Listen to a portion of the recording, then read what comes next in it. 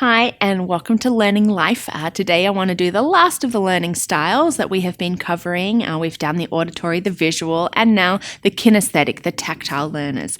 These are our students that need to do, to really get involved in the process, to see what's going on, our science experiments, our cooking, our art projects, because for them to really learn, they have to get involved in the process. Just being told or shown, pictures or whatever, as part of that is really not enough for them. They need to be involved in that process. They can also be our frustrating kids sometimes, because when they get frustrated or bored, then they want to move. They need to move. Movement is part of a tactile learners, and we can't expect them to just sit still.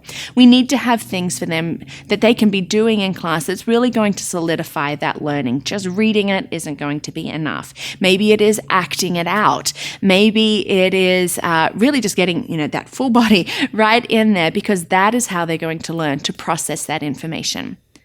So what are some things that we can do as parents to help our tactile kinesthetic learners? Having projects at home that they can be involved in, art projects or cooking or even little construction things around the house, because remember, their processes are going to be by doing, and that is what we want to see. When it comes to study times, they should really be taking frequent breaks, not long ones, but frequent, because sitting still for too long is going to actually hinder the learning. And so for them to be able to maybe take flashcards and to manipulate them into groups and to sort and to categorize, to put things together, even having, some fun and putting some information and making like a jigsaw template and then putting it together. These are things they're going to do to solidify their learning, plus those frequent breaks. For our little ones, like when it comes to spelling, to finger trace, because they are actually then doing something. It's also okay for them to be chewing gum, maybe tap a pencil, move their feet, wiggle a little bit, because that is what their body needs to be moving, to be doing something so that they are learning.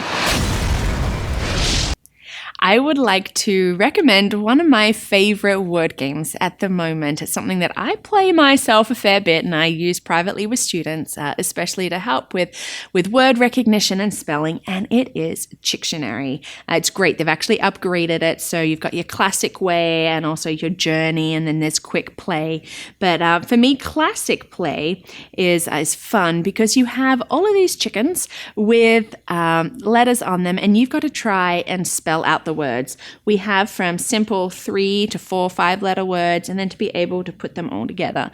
I have to be honest, I think I've only managed to complete it about 3 or 4 times out of at least 100 of doing it, to put all these words together. But it's great for word recognition and what happens. And, I always love it when there's an S, because it means that there's more words you can do.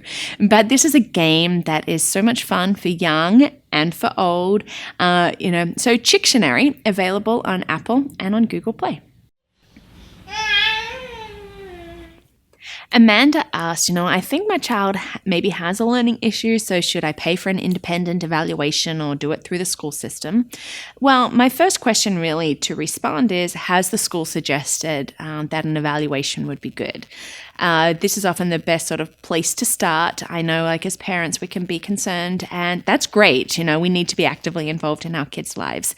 Now, independent evaluations are definitely more expensive, and not all insurances cover them, so you need to weigh that up compared to the school ones. Yeah, they are good and they are going to give you some answers, but it really can take a while to get, because there's some, things that you've got to go through to get that evaluation. And so, you just need to weigh up for peace of mind. Do you want it now or, in a little bit? Do you have the money to be able to cover it? And it's okay that if you don't, but in the meantime, talk to your child's teacher, talk to friends that, around your child and see what they see going on. Even if you have friends who are teachers, asking them for some help, because they might be able to give you some insight maybe while you're waiting for evaluation, or they might say, really, we don't think that you need one. But definitely talk to your child's teacher first and then go from there. Thanks so much for watching. Please like, thumbs up, comment, send questions, send vlog topics, check us out on Facebook, and thank you so much for being part of Learning Life.